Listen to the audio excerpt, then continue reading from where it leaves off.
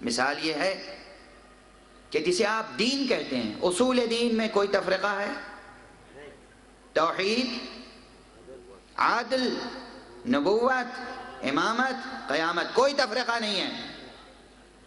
گننے میں کوئی 3 گنتا ہے، کوئی 5 گنتا ہے، کوئی 10 بھی گن سکتا ہے اصول دین میں۔ میں فہرست بناتا ہوں نہیں۔ قرآن مجید میں بہت سی آیتوں میں جہاں ہے کہ ایمان لاؤ، تو کن کن چیزوں پہ ایمان لاؤ؟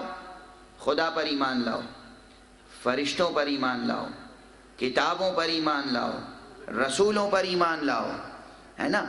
الگ الگ گنیے گا تو بہت لمبی فہرست ہو جائے گی۔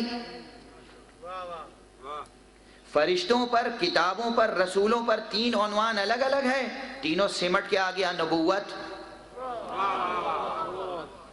نبوت میں تینوں شامل ہو گئے یا نہیں؟ شامل ہو گئے۔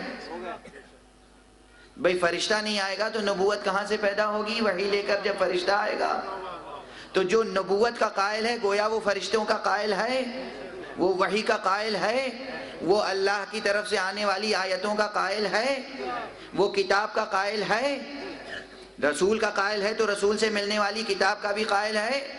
تو یہ فہرستیں جو الگ الگ تھیں سمٹ کے ایک عنوان میں آ گئیں۔ اور جو بنیادی طور پر نبوت کا قائل ہے وہ اس چیز کا انکار نہیں کر سکتا کہ جب ہم نبی پر ایمان لے آئے تو جو کچھ نبی ہمیں دے گا ہمیں لینا پڑے گا، اور جس جس چیز سے نبی روک دے گا ہمیں رک جانا پڑے گا۔ تو کلی طور پر کوئی تفرقہ نہیں ہے۔ اسی لیے کسی نے آج تک حدیث منکند کا انکار نہیں کیا، اس کے معنی میں تعویلیں کرتے پھرتے ہیں۔ غور فرمایا آپ؟ متوجہ ہیں آپ؟ ذہنوں کو کھولیں، بیدار رکھیں، بیدار رہیں، دشمنوں کی سازش کا شکار نہ ہو۔ کوئی تفرقہ بنیادی طور پر دین میں نہیں ہے۔ توحید میں کوئی تفرقہ نہیں ہے۔ توحید کے بعد عدل کچھ لوگ گناتے ہیں، کچھ لوگ نہیں گناتے، لیکن جو لوگ نہیں گناتے ہیں کیا وہ نعوذ باللہ خدا کو ظالم سمجھتے ہیں؟ خدا کی قسم، دنیا کے کسی انسان کے پاس چلے جاؤ، کسی بھی انسان کے پاس چلے جاؤ، چاہے مسلمان ہو یا نہ ہو، اگر وہ خدا کا قائل ہے تو ممکن نہیں ہے کہ اس کی عدل کا قائل نہ ہو، اس کی عدالت کا قائل نہ ہو۔ پڑھے لکھوں کی بات نہیں کر رہا ہوں، پڑھ لکھ کے کبھی کبھی لوگ گمراہ ہو جاتے ہیں اور گمراہ کرتے بھی ہیں۔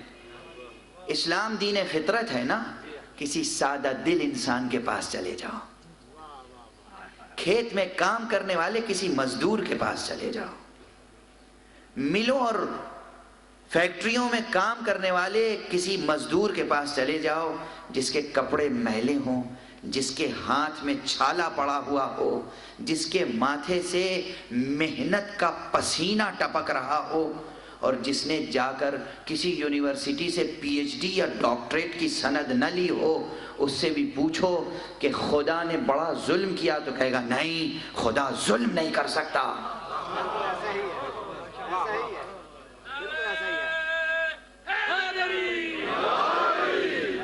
خدا ظلم نہیں کر سکتا۔ ہر انسان کہے گا کہ خدا ظلم نہیں کر سکتا، پڑھے لکھے لوگ چاہے انکار کر دیں۔ سمجھ میں آ رہی ہے؟ تو توحید میں کوئی اختلاف نہیں ہے، کوئی تفرقہ نہیں ہے، عدل میں کوئی تفرقہ نہیں ہے، تعبیروں کا تفرقہ ہے۔ زبان بہت بڑا حجاب بن جاتی ہے، زبان، ٹرمینالوجی، اصطلاحات، یہ بہت بڑا تفرقہ پیدا کرتے ہیں۔ فلسفے کی دنیا میں بھی تاریخ آپ جا کے پڑھیں تو بہت سے فلسفیوں نے اس بات کی صراحت کی ہے کہ حقیقت تو ایک ہے، مختلف رائیں اس لیے سامنے آتی ہیں کہ زبان کے استعمال سے اختلافات پیدا ہوتے ہیں۔ ناموں کا اختلاف، تعبیروں کا اختلاف، استعاروں کا اختلاف، کنایوں کا اختلاف، ٹرمینالوجیز کا اختلاف، ایکسپریشنز کا اختلاف۔ عبارتوں کا اختلاف، بات ایک ہی ہے، کوئی کسی لفظ میں بیان کرتا ہے، کوئی کسی جملے میں بیان کرتا ہے۔ اب اگر لفظ پرست ہو جاؤ تو اختلاف ہوگا، معنی پرست بن جاؤ تو کوئی اختلاف نہیں ہوگا۔ واضح؟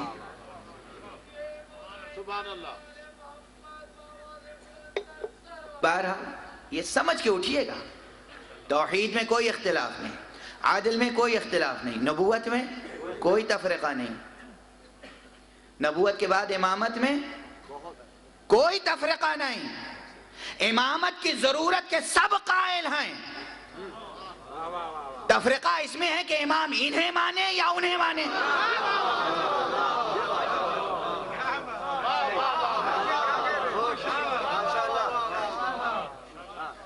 فاؤنڈیشن میں کوئی اختلاف نہیں ہے، امامت کے انسٹیٹیوشن کا انکار نہیں کر سکتا کوئی، امامت کی ضرورت کا انکار نہیں کر سکتا، کسی نہ کسی کو امام ماننا پڑے گا۔ اب یہاں پر ظاہر سی بات ہے کہ جیسی روح ہوتے ہیں بس ویسے فرشتے ہوتے ہیں، اس سے آگے کی کوئی بات نہیں ہے۔ صلوات پڑھ دیجئے محمد وآلہ۔ بہت سادہ سا محاورہ ہے، امامت میں بھی کوئی تفرقہ نہیں ہے، اور قیامت میں تو ہے ہی نہیں کوئی تفرقہ، ہے کوئی تفرقہ؟ کوئی تفرقہ نہیں۔ اب اصول دین میں طے ہو گیا نا، تفرقہ بنیادی طور پر نہیں ہے، فروع دین میں